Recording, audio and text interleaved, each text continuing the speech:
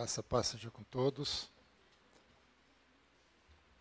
O pastor Fernando me deu a missão dessa noite de a gente fazer uma introdução da carta de Paulo à igreja de Corinto. E é uma carta muito interessante, importante para nós estudarmos, porque ela fala muito de igreja. Ela não fala tanto da teologia da igreja, mas da ordem da igreja, a organização, como a gente deve tratar a igreja. E Paulo, ele é interessante porque sempre que ele começa uma carta, ele já começa fundamentando doutrinariamente o que ele vai ser discutido depois. Então, vamos abrir a primeira carta de Paulo à igreja de Corinto, capítulo 1. Nós vamos ler somente os 9 primeiros versículos.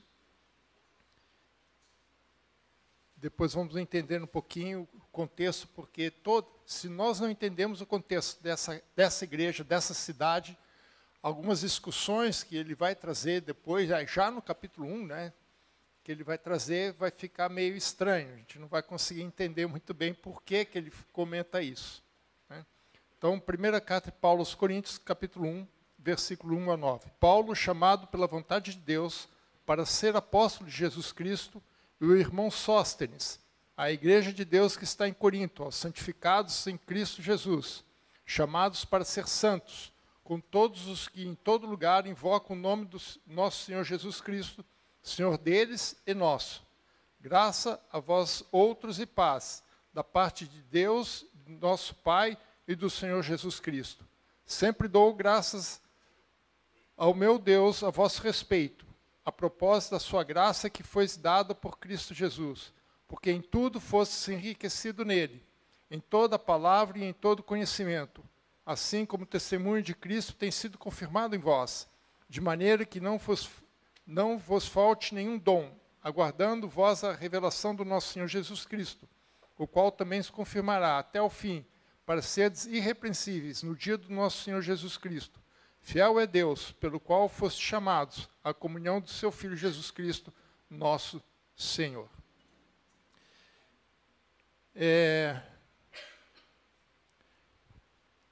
Essa carta, como o pastor Fernando abriu ao nosso culto de manhã, ela foi endereçada a uma cidade, a cidade de Corinto, que era, naquela época, uma das principais cidades gregas, né? Na verdade, de todo o Império, mas em especial da Grécia. As duas cidades, algumas cidades eram importantes, como Atenas, era a capital. Nós temos mais ao nordeste ali a cidade de Filipos, que era uma cidade importante também para os romanos. E Corinto ficava mais ao sul, né, mais ou menos a 48 quilômetros de Atenas, numa região chamada Peloponeso, que naquela época, embora tenha esse nome Neso em grego é ilha, né, ela na verdade não é uma ilha, é uma península, que é ao sul da Grécia. Hoje tem um istmo ligando o continente a essa península. Hoje esse istmo foi cortado, no final do século XIX, construído ali o canal, chamado Canal de Corinto. Corinto era uma cidade portuária. Ela ficava voltada para o Mar Jônico. Do outro lado dessa península, do outro lado do istmo, ficava a cidade de Cencreia, que também era uma cidade portuária, só que ela ficava voltada para o Mar Egeu. E a distância entre elas é de 6,5 km. E eles faziam uma coisa meio louca naquela época, por questão de econômicos e outras razões. Os barcos que queriam ir para a Europa, em vez de contornar toda a península do Peloponeso, não, chegavam em Cencreia, eles não sei como, espero um dia descobrir isso, como é que eles faziam, eles levavam o barco de um lado para o outro, eles percorriam 6,5 km até Corinto, e descia o barco do outro lado, e seguia a viagem para a Europa. É uma coisa meio de doido, né? Mas naquela época já tinha uns doidos assim. A cidade era a capital da província da Acaia, que até hoje ainda é chamada assim. Hoje não tem a mesma configuração daquela época, né? Porque naquela época ela era a capital da província da Acaia. Então ali havia um governo romano. E era uma cidade relativamente grande, 250 mil habitantes naquela época. Hoje já não tem esse tamanho mais. Mas ela era uma cidade, como toda cidade portuária, ela era uma cidade muito rica. Tinha um poder econômico muito forte. E ela era muito importante para Roma, devido à sua posição estratégica, né? E ela fica quase que de frente para a Itália. Então, sair de Corinto e chegar na Itália é uma distância muito pequena. Por isso que, às vezes, cruzavam os barcos através do istmo de Corinto. E a cidade também ela abrigava, nós conhecemos os Jogos Olímpicos, né? E eles tinham outros jogos chamados Jogos Istmos, que é um equivalente aos Jogos Olímpicos. Que Jogos Olímpicos não é coisa moderna não, meus irmãos. Desde aquela época já tinha, né? Paulo, inclusive, cita os Jogos Olímpicos, não de forma direta, mas indireta. Mas esses jogos, ele era em homenagem a Poseidon. Poseidon, na mitologia grega, era irmão de Zeus, irmão de Hades. Zeus era o deus do mundo exterior. Hades era o deus do mundo inferior. E Poseidon era o deus dos mares. Como era uma cidade portuária, então eles adoravam, né, ao deus dos mares, que é Poseidon, né? E era isso no início da primavera, entre maio e abril. E era bem concorrido. Nessa época, a cidade, como todos Jogos Olímpicos, né, de forma semelhante, a cidade ficava cheia, e isso trazia muita prosperidade para a cidade. Além disso, a cidade continha 2 grandes templos. E aqui a gente já começa a pontuar alguns pontos importantes que Paulo depois vai discutir. O primeiro templo, o grande templo, era de Afrodite. Afrodite era a deusa da beleza e era a deusa da paixão sexual.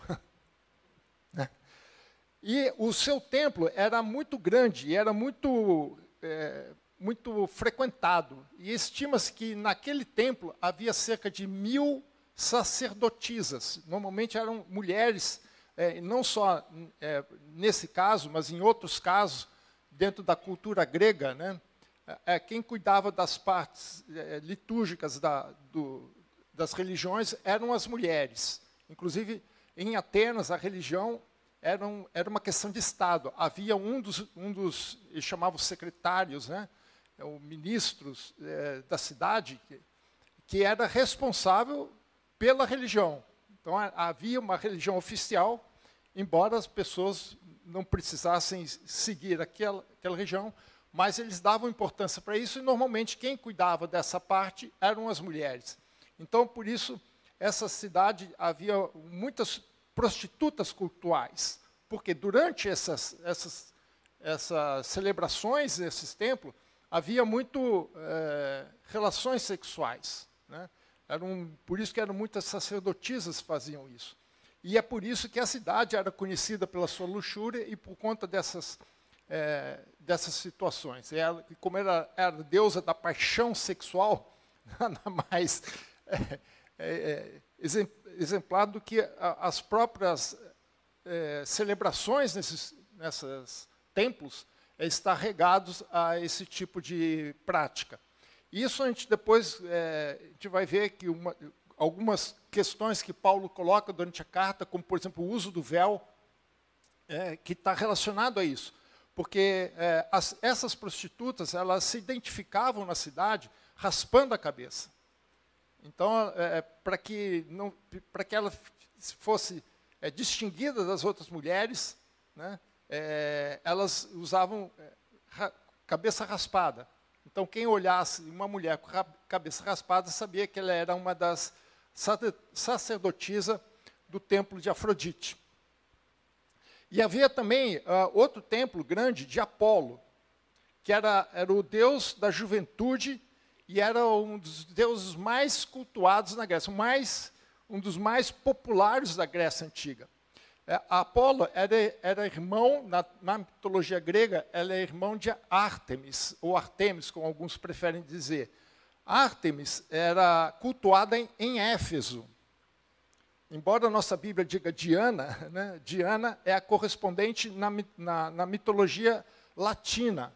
Né, na mitologia grega, era Artemis. Né, então, na verdade, em Éfeso tinha Artemis, né, e era irmã de Apolo.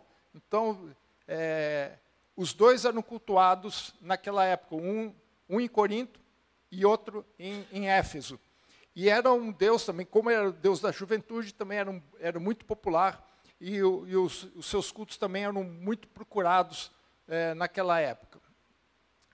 Por esse quadro, a gente já pode perceber que aquela cidade gozava de um grande prestígio, não só no meio grego, mas também no meio romano.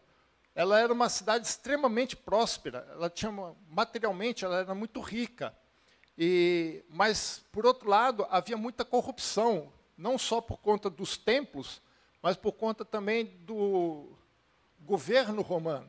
Corrupção não é coisa nova, irmãos. A gente acha que a corrupção foi inventada no século XX, né? Mas não foi. Naquela época já havia isso. Né? E depois, se os irmãos continuarem a ler o capítulo 18, que é a dissertação de Lucas sobre a implementação da cidade ali, vocês vão ver que o próprio procônsul, que era o responsável pela região, ele tinha uma atitude muito de indiferença em certas coisas, né? Que ele não queria se meter em alguns assuntos e ele deixava as coisas rolarem. Né? Então, essa era uma cidade muito importante, era uma cidade portuária muito estrategicamente importante. Né? E, por consequência, havia muita prosperidade. E, por conta desses templos, desses jogos, a cidade era bem frequentada. Muitos gregos desciam, né? Naquela época ainda tinha o istmo ligado, então eles desciam até Corinto para celebrar essas festividades. A cidade foi evangelizada por Paulo durante sua segunda viagem missionária. E nós lemos a introdução desse trabalho de Paulo em Corinto, no capítulo 18 de Atos.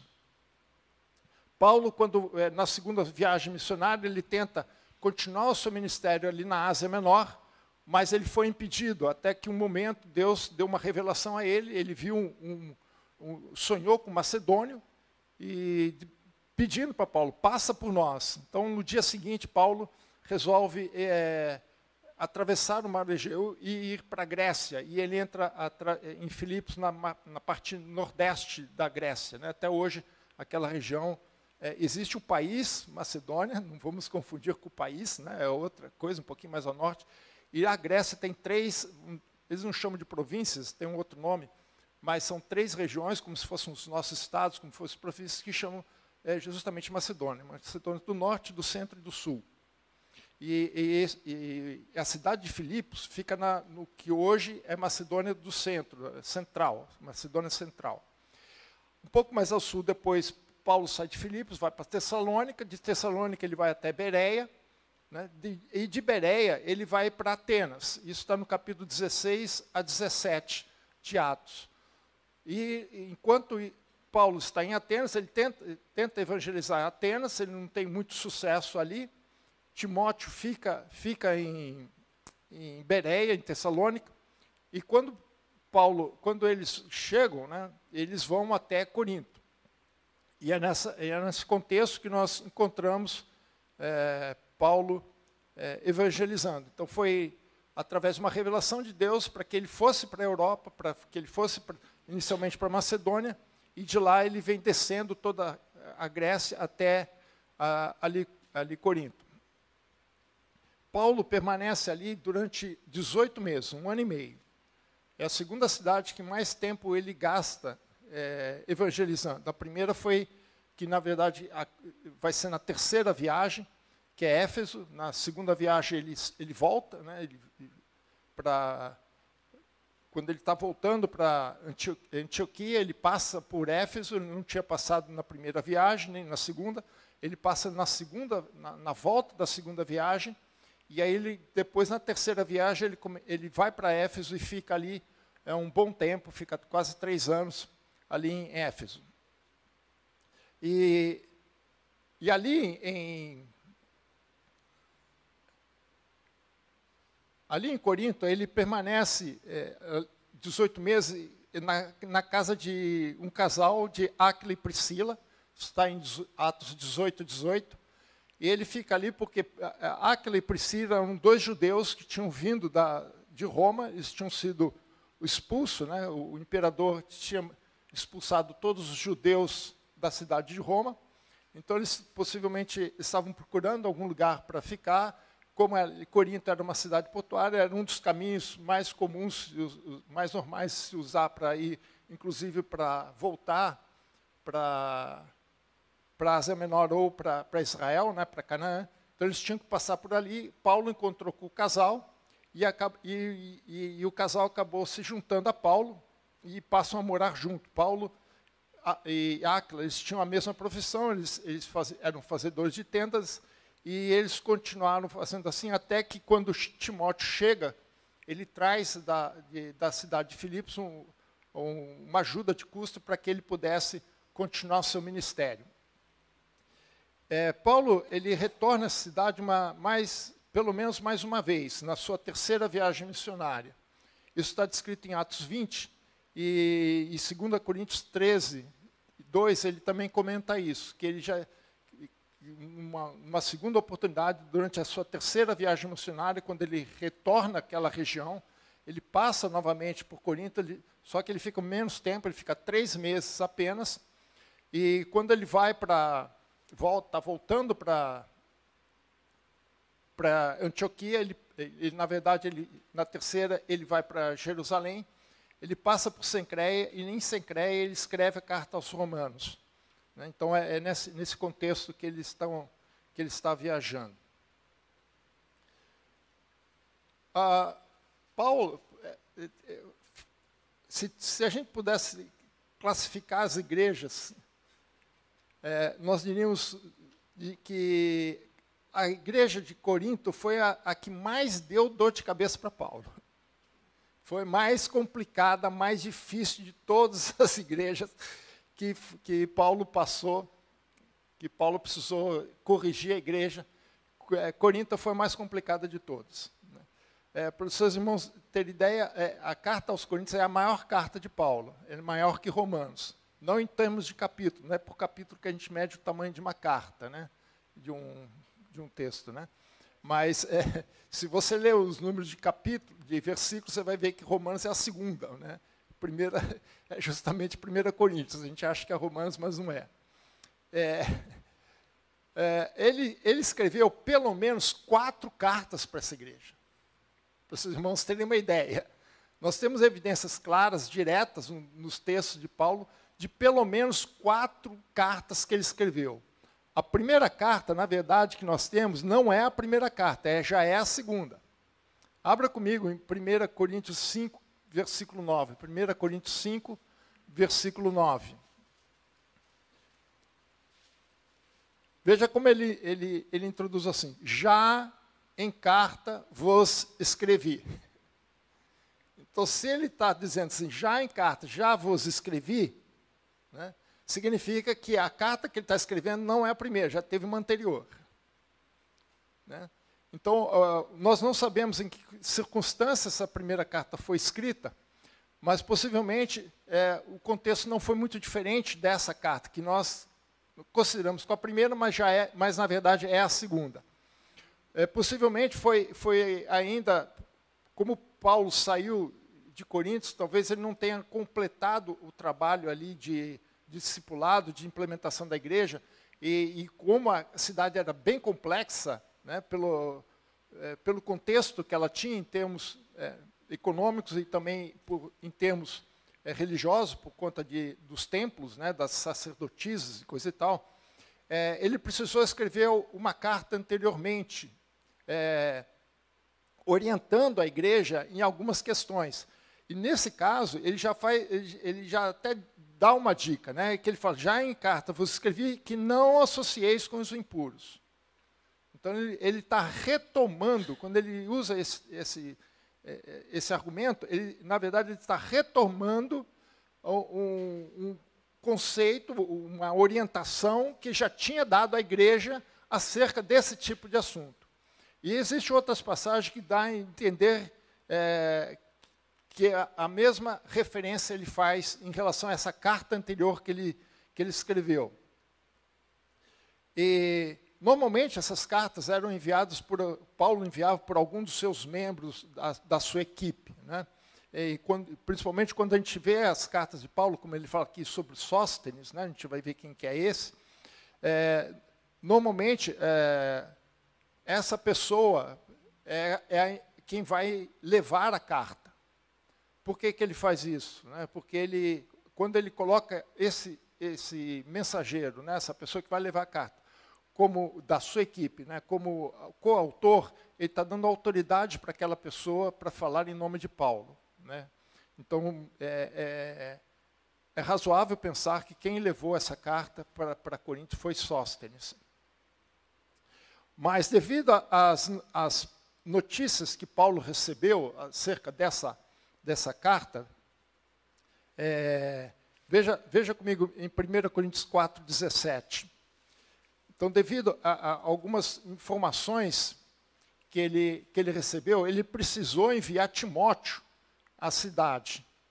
Né? Veja assim, por essa carta, vos mandei, por essa causa, vos mandei, está passado Timóteo. Né? Então, eu mandei a Timóteo, né? Que é meu filho amado e fiel no Senhor. Quer dizer, ele está dando autoridade para ele poder aplicar alguma demonstração, alguma orientação que a igreja precisaria em função dos problemas que eles estavam enfrentando ali. Né? E Timóteo era interessante, era pau para toda a obra. Se tinha algum problema, era Timóteo que Paulo mandava. Né? Então, Paulo envia Timóteo para lá com essa carta. Quando ele retorna para Corinto, né, Paulo escreve uma outra carta, que é uma carta considerada muito severa para eles, que também não se conservou, não temos informações sobre ela, e que, na verdade, seria uma terceira carta. Então, a primeira carta, ele já cita aqui, essa é a segunda, e tem uma terceira carta. Veja em 2 Coríntios 2:4. 2 Coríntios 2:4. Veja que Paulo fala nesse texto. 2 Coríntios 2:4. Veja, ele diz assim, porque no meio de muitos sofrimentos e angústias de coração vos escrevi com lágrimas. Então, veja, ele tá falando de alguma carta que ele escreveu. Essa carta ele escreveu com sofrimento, com angústia do coração e com lágrimas. Quer dizer, são três palavras extremamente fortes. Se a gente for olhar lá a primeira carta, você não vai ver nada na primeira carta que nós temos em mãos, né, que justifique alguma coisa de sofrimento. Por que Paulo escreveria com sofrimento essa carta? Né? Vai agora, ainda em 2 Coríntios, capítulo 7, versículo 8. Versículo 7, capítulo 7, versículo 8. Porquanto ainda vos tenho contristado com a carta, ele fala no singular, inclusive, com a carta, não me arrependo, embora já tenha me arrependido. Vejo que aquela carta vos contristou por breve tempo. Então, veja, aqui novamente, ele está falando de uma carta dura.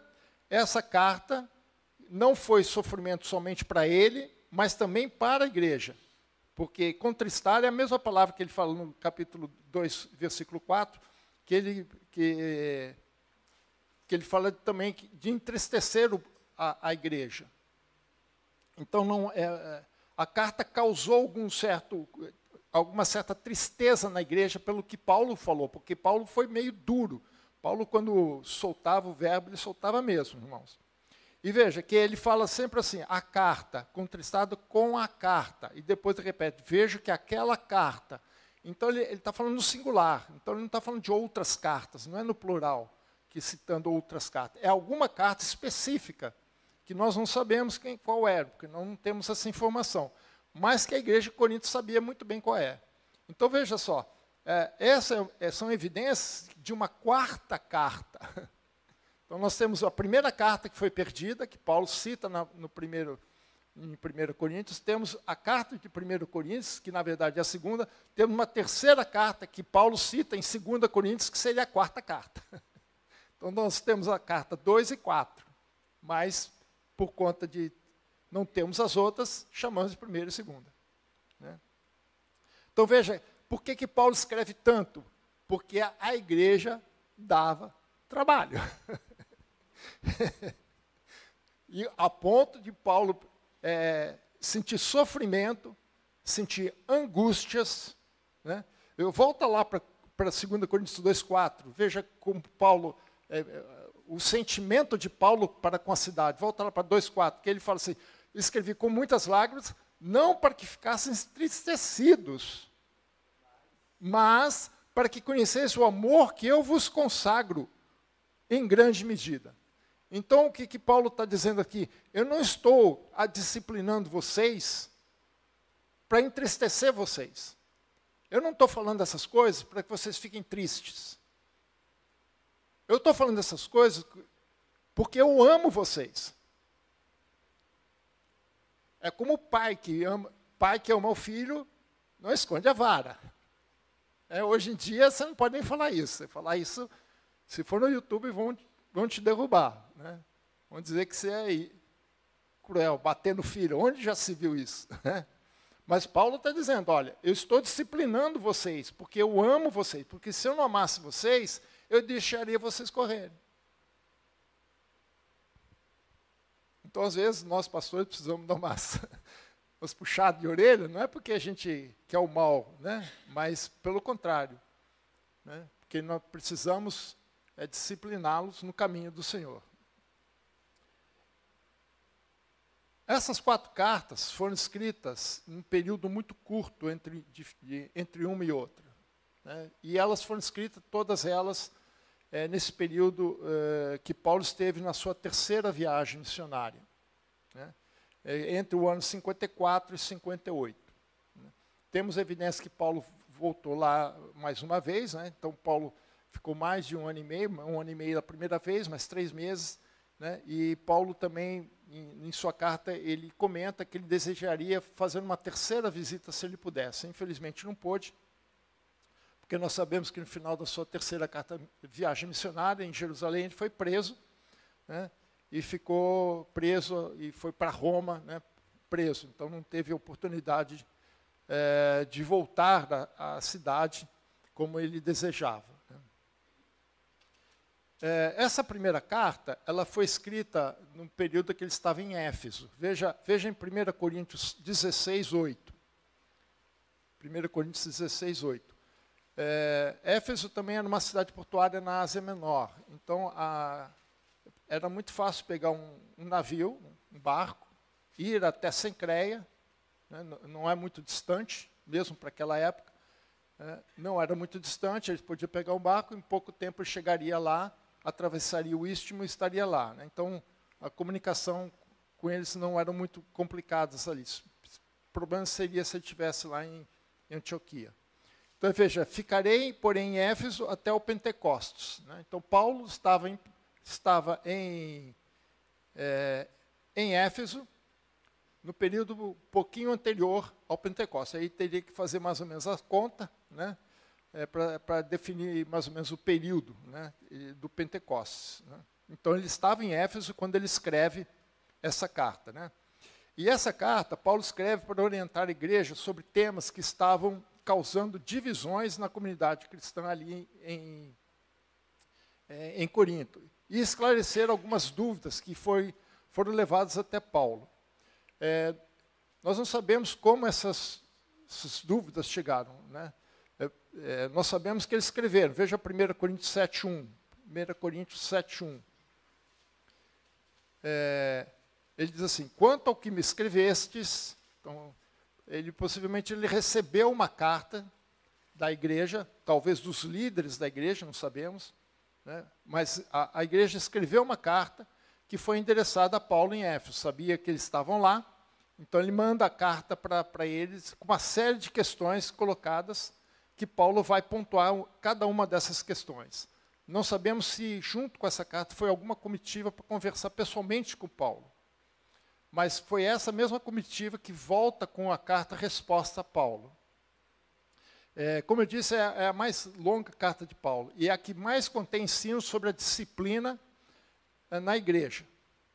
Inclusive sobre ordem de culto. Ele também pontuou algumas coisas de ordem de culto na igreja. Especificamente, Paulo aborda 10 temas nessa carta. 10 temas. Dissensões, que é a primeira que ele vai discutir logo em seguida, ainda no capítulo 1. Vai falar sobre impureza sexual, isso em função do templo de Ártemis, ou Artemis. Demandas entre cristãos, brigas entre eles.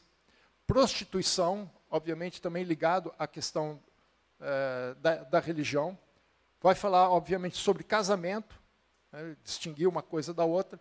Vai falar sobre coisas sacrificadas a ídolos, porque havia muito disso ali, né?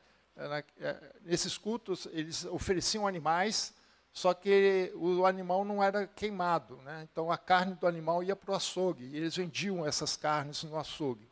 Eles matavam, tiravam o sangue, mas a carne era vendida em açougue. Depois ele fala sobre o uso do véu, por conta das prostitutas que se convertiam, né? O que faziam com elas. Vai falar sobre um texto que a gente conhece bastante, né? Que a gente usa muito, que é a ceia do Senhor, no capítulo 11. Ele vai dar a ordem, aqui ele fala sobre a ordem de culto, né? Como deve ser o procedimento na ministração da ceia do Senhor. Vai falar um capítulo muito... 3 capítulos, na verdade, também muito controversos, que é sobre os dons espirituais, capítulo 12, 13 e 14. Ele vai falar não só sobre os dons, no capítulo 12, mas no capítulo 14 ele vai falar sobre dons de línguas e profecia.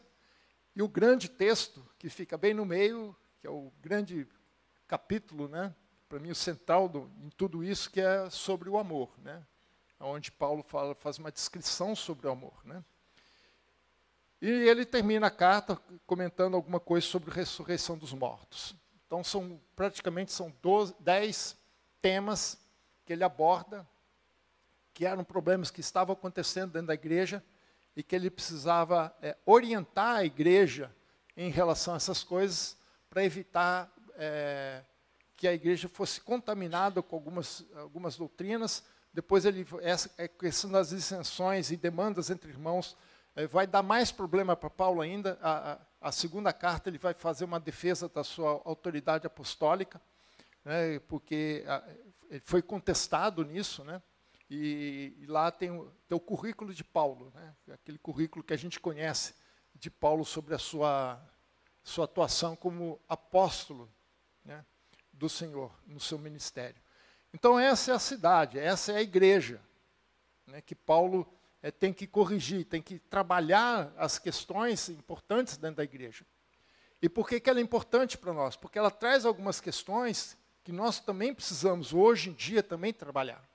E muitas dessas questões, irmãos, talvez vocês não percebam, mas nós pastores, que estamos mais no ministério, né, que a gente conhece um pouquinho mais os corredores das igrejas, temos mais contato com outros colegas e companheiros de ministério, nessa caminhada, nessa lida de cuidado do rebanho de Cristo, nós temos visto que muitas coisas têm voltado para a igreja.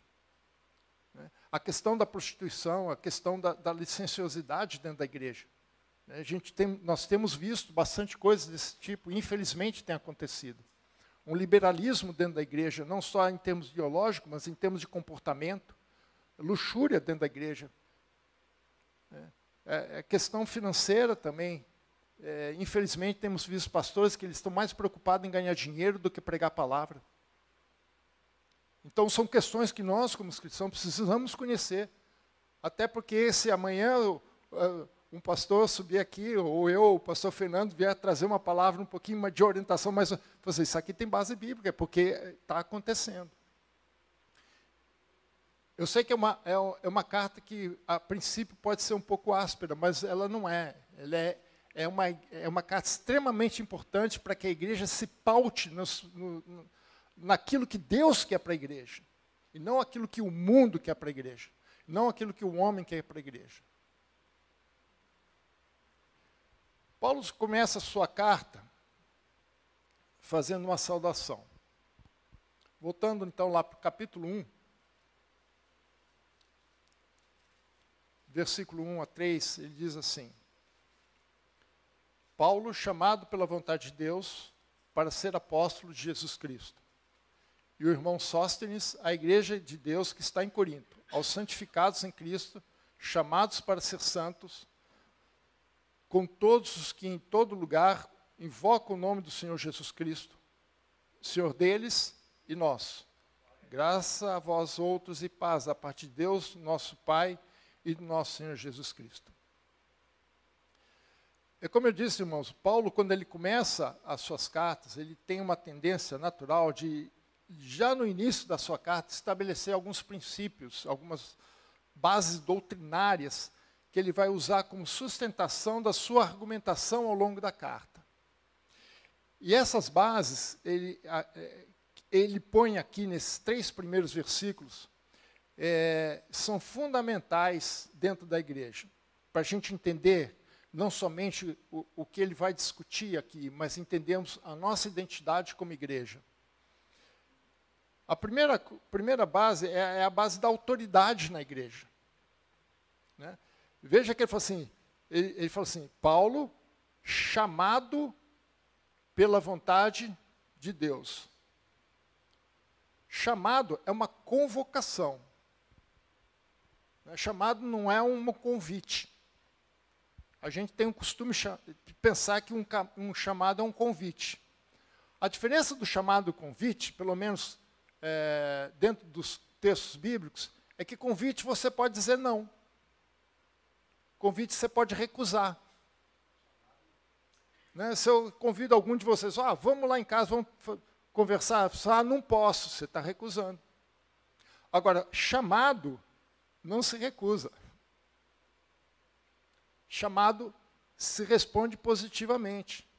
A recusa de um chamado é, na verdade, um ato de rebeldia.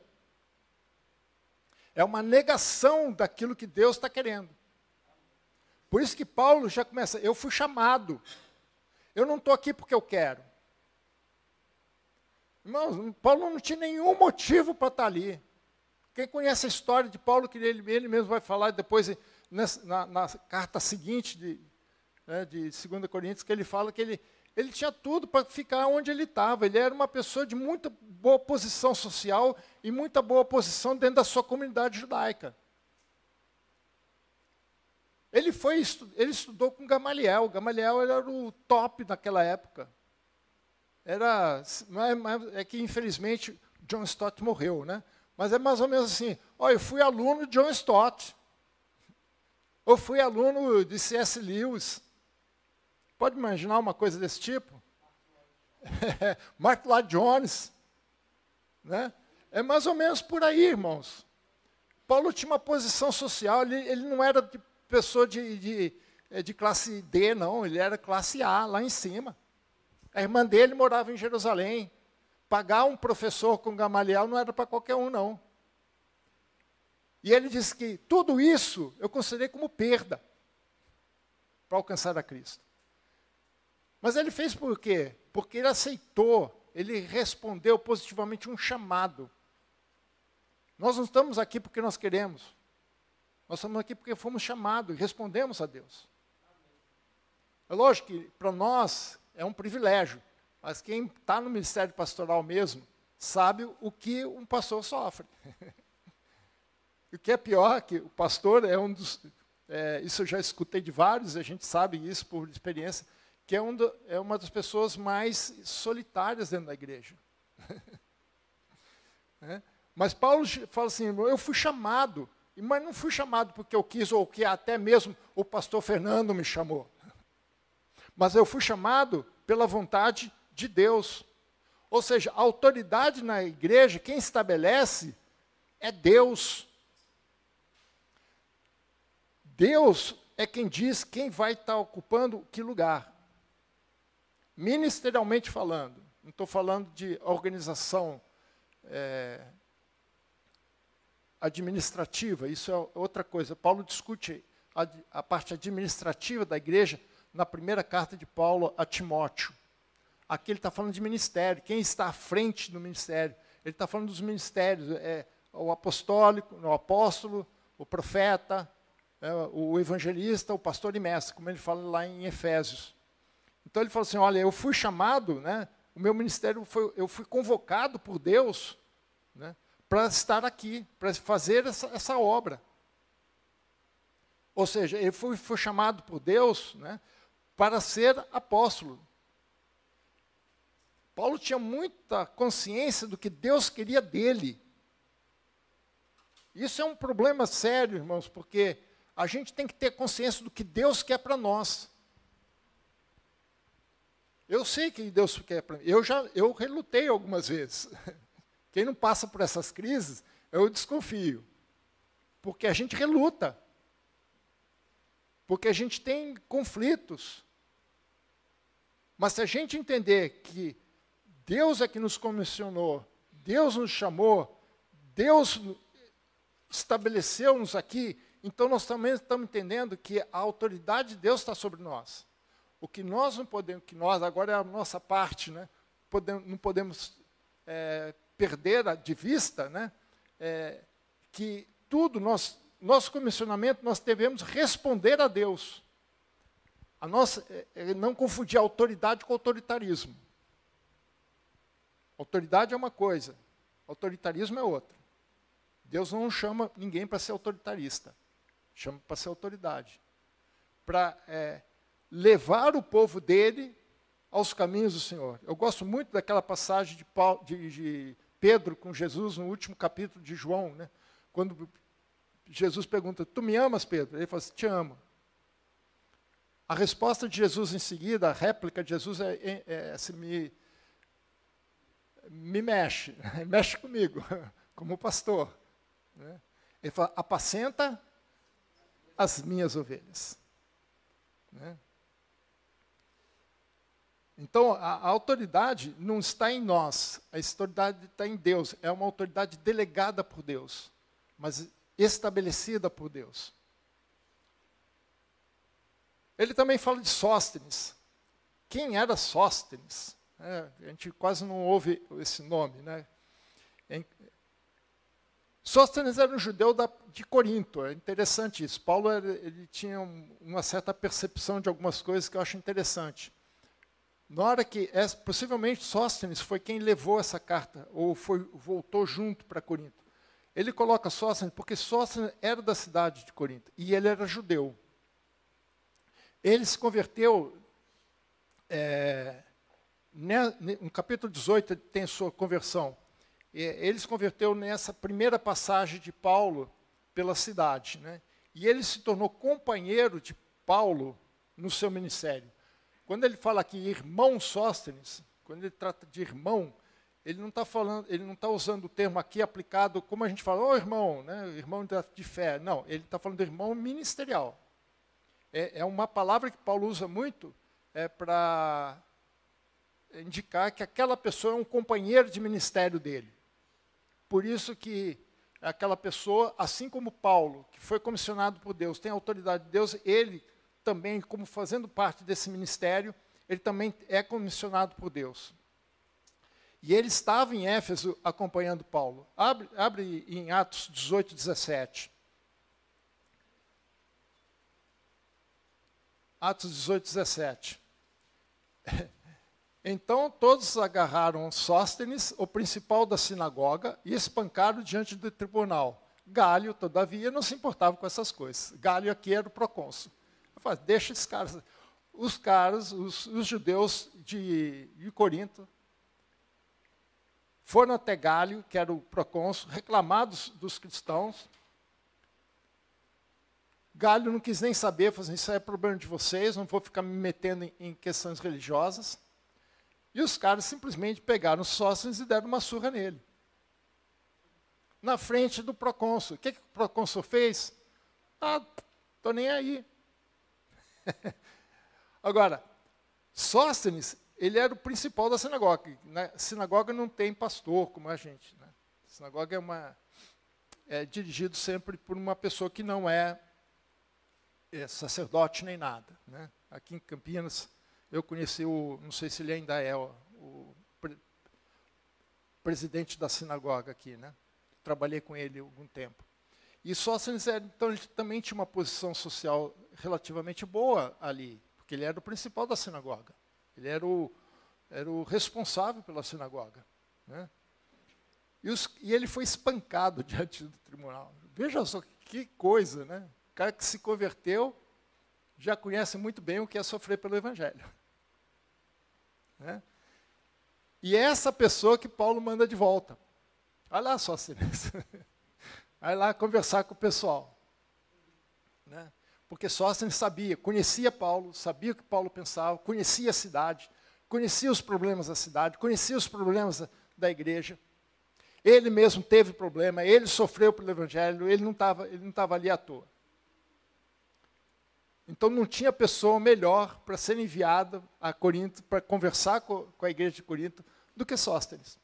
Então Paulo escreve uma carta e fala: Sóstenes, vai lá e resolve isso para mim, né? Pelo menos não foi Timóteo, né? Então a base da autoridade na igreja, ela está num comissionamento de Deus para aquilo que Deus quer para cada um de nós. Não é um convite, é uma convocação da parte de Deus. E quando Deus te convoca, Ele também te dá autoridade para que você exerça o seu ministério. Então, Paulo está estabelecendo inicialmente aí a autoridade dentro da igreja. E a segunda coisa que ele coloca aqui é as bases da própria igreja. O que é a igreja? A primeira coisa que Paulo estabelece é que a igreja é de Deus. Volta lá em cima, ele fala assim: chamado pela vontade de Deus, o irmão Sóstenes, a igreja de Deus. Né? Versículo, acho que 2, né? Versículo 2. Né? A igreja de Deus. É interessante que ele fala isso, né? Por quê? Porque a igreja não é uma invenção humana. A igreja, ela foi instituída por Deus.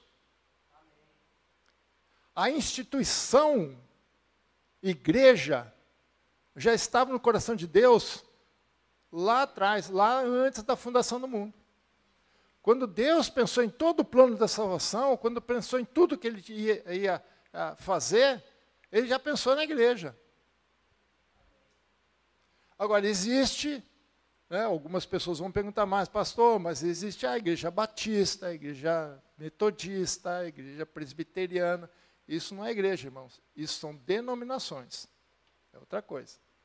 Existe o lado humano, existe o lado institucional humano. Paulo vai discutir isso lá em primeira carta de Paulo a Timóteo. Mas igreja, para Deus, não é instituições humanas. Não são placas. Isso é uma necessidade institucional da cidade. As autoridades da cidade exigem isso. Todo ano nós temos que ir lá no cartório, fazer uma ata, registrar a ata. Isso é exigência legal. Se eu não fizer isso, eu não posso funcionar. Lá atrás tem lá 2 documentos lá da prefeitura dizendo que nós podemos funcionar aqui, porque nós estamos dentro da lei. Isso é uma outra coisa, é o lado institucional. Mas quando Deus olha para a igreja, ele não olha sobre esse aspecto. Para Deus, a igreja não é um documento. A igreja é um povo. E que pertence a Ele. Quando eu estava pensando nessa ideia, me veio a parábola dos talentos, lá, que está lá em Mateus 25. Nós não vamos ler, mas só vou citar. É a história de um homem que ele vai se ausentar do seu país. Ele chama 3 funcionários dele e fala assim: olha, tem 5 talentos para você, 2 talentos para você e 1 talento para você. Pastor, agora cuida desse talento. Geralmente a gente fala sobre como cada um tratou do talento, né? Mas eu quero inverter um pouquinho. Como o homem trabalhou com o talento. os talentos não eram daqueles funcionários. Os talentos eram do senhor deles. Por isso que quando ele volta, ele pede contas. O talento não pertencia àqueles funcionários. Eles receberam comissionamento de cuidar daquilo que era do seu senhor. Mas os talentos eram do seu senhor. A igreja é de Deus. Nós estamos aqui cuidando daquilo que não é nosso. Nós estamos cuidando daquilo que é de Deus.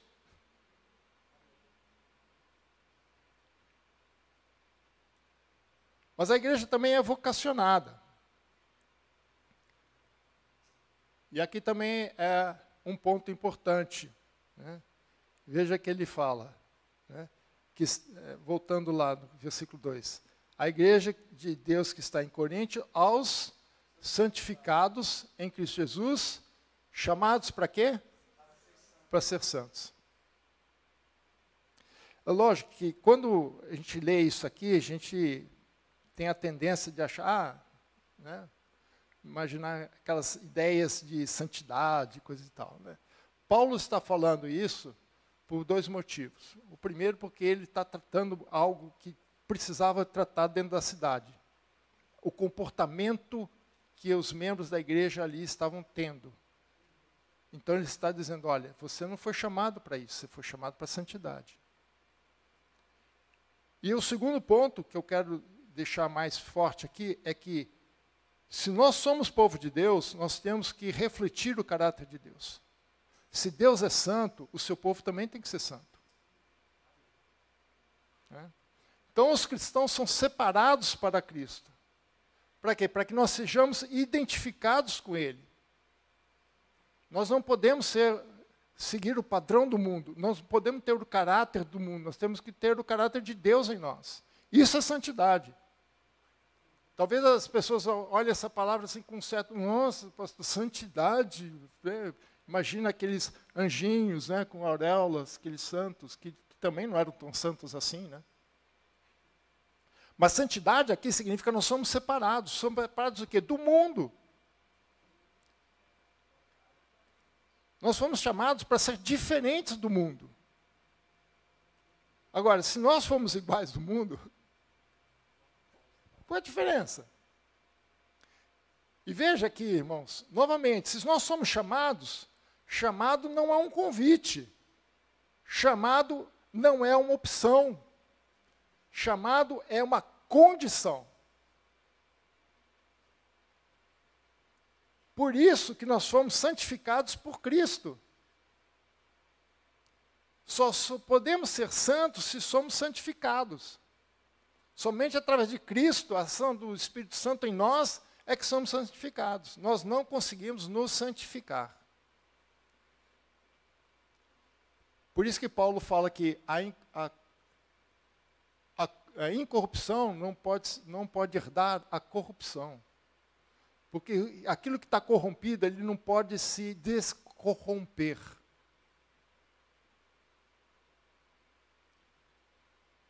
Nós precisamos de uma ação de Deus em nós, para inverter a situação. E isso é a santificação de Cristo em nós. Agora, se Deus já nos santificou, qual é o tipo de atitude que nós temos que tomar agora? É manter a nossa santidade. E isso, como eu falei, é uma vocação de Deus, é um chamado de Deus. A igreja precisa ser santa, precisa refletir o caráter de Cristo, precisa ser identificada com Cristo. Por isso que lá em Antioquia, os seguidores de Jesus foram chamados pela primeira vez de cristãos, porque eles foram identificados com Cristo. Cristianos em grego, né? E eu falei, né, naquela época era muito comum, né? Havia os herodianos e havia os cristianos. Por quê? Porque os cristianos, ou os cristãos se identificavam com Cristo, assim como os herodianos se identificavam com Herodes, né? E hoje nós temos outros, não usamos tanto essa nomenclatura, mas nós temos isso também, né? Então, santidade não é uma opção, é uma convocação de Deus, é uma condição para sermos igreja. A igreja tem que ser santa.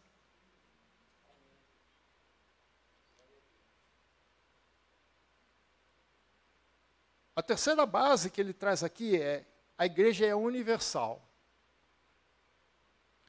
Veja que ele fala aqui, nesse versículo aqui.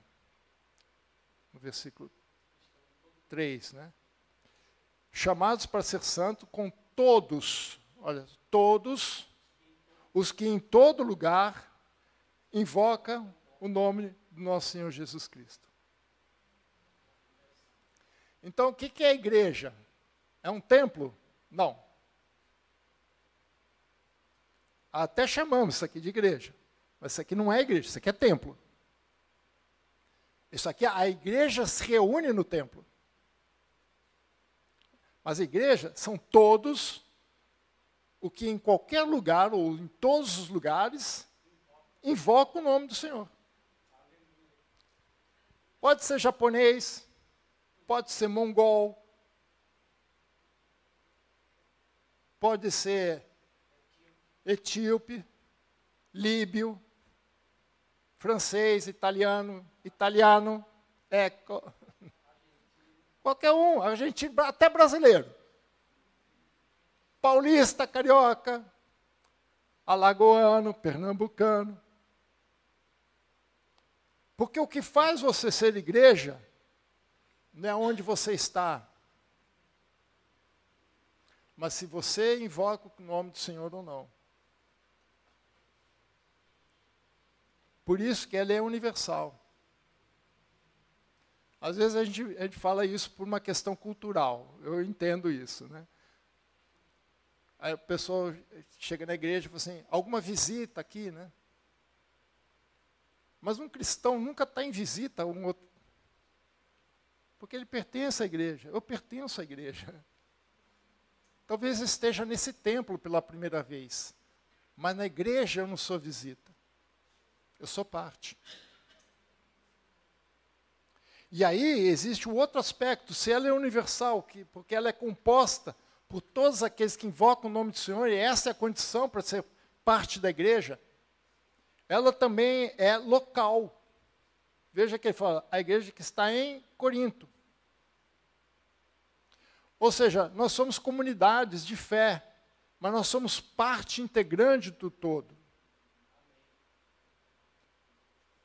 É como uma rede de lojas, né? Existe a rede e as franquias. Abriu recentemente, perto da minha casa, uma farmácia, de uma grande rede. E eu fui lá, quando eles abriram, eu falei, nossa, que pertinho, né? Eu fui lá comprar. Aí eu estava conversando com o atendente, né? E eu perguntei, é da rede? Ele falou assim, não, nós não somos da rede, nós somos da franquia, somos franqueados. Aí você pergunta, mas qual é a diferença? A diferença é o seguinte, se você for numa loja de departamento, né, não vou dizer o nome para não fazer propaganda de graça, é como eu já fui, na época de Natal é muito comum, né? Eu comprar um presente para alguém, você pergunta assim, e se a pessoa quiser, pode trocar? Ela fala, pode, geralmente pode. Né, eu comprei um presente para minha esposa, uma loja no Castelo, né? Eu falei assim, se não der certo, precisa trocar? Ela respondeu assim, você pode trocar em qualquer loja da rede. Porque a loja que fica num lugar, num shopping ou no outro, é a mesma loja. Ele falou assim, você pode trocar em qualquer uma. Mas tem loja que não é assim. Eu fui numa outra loja, um tempo atrás, comprei uma coisa para o meu filho, eu precisava trocar. E eu fui numa loja no Castelo. E ela perguntou assim, você comprou onde? Eu falei, comprei no shopping, lá no Dom Pedro. Ela falou assim, o senhor tem que trocar lá. Eu falei, por quê? Porque nós somos franqueados, não pertencemos à rede. Nós somos uma rede. A Igreja de Cristo é uma rede. Aqui é apenas uma comunidade dentro dessa rede. Nós não somos franqueados. A franquia só tem um nome, mas ela não pertence à rede. Ela só usa o nome da rede, mas ela não é rede. Essa é a diferença. Tem gente que acha que ele é franqueado, né? Aliás, tem uma denominação aí que franqueava o nome da igreja, da denominação. Achei engraçado, que não vou dizer qual é, porque é questão de ética. Mas nós somos uma rede. Essa rede ocupa o mundo inteiro. Nós fazemos parte desse todo. Então, nós somos uma igreja local, mas também somos uma igreja universal. Nós somos universal, mas também somos local. Nós fazemos parte da rede. Como comunidade, nós somos local, mas como rede, nós somos universal. Você pode ter o mesmo serviço em qualquer loja da rede. Para o irmão entender bem isso aqui, abra com capítulo 12, versículo 12 a 14. Deixa Paulo explicar essa ideia com mais clareza. Porque assim como o corpo é um e tem muitos membros, e todos os membros, sendo muitos, constituem um só corpo, assim também com respeito a Cristo. Pois em um só Espírito fomos todos batizados em um corpo, como nós cantamos aqui. Quer judeus, quer escravos, quer livres. E a todos nós foi dado a beber um só Espírito, porque também o corpo não é um só membro, mas muitos. A igreja é um corpo, é o corpo de Cristo. A igreja local é um membro desse corpo. Importante.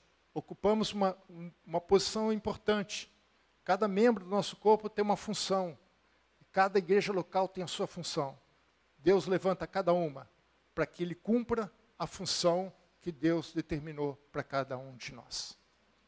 Essa é a base que Paulo vai tratar. Essa é a base com que tudo que ele vai argumentar em seguida é fundamentada. Se não entendermos o contexto de Coríntios e não entendemos as bases da argumentação de Paulo, nós não vamos entender não somente as recomendações, as orientações de Paulo, mas também não vamos entender a vontade de Deus para nós como igreja. Amém? Deus os abençoe.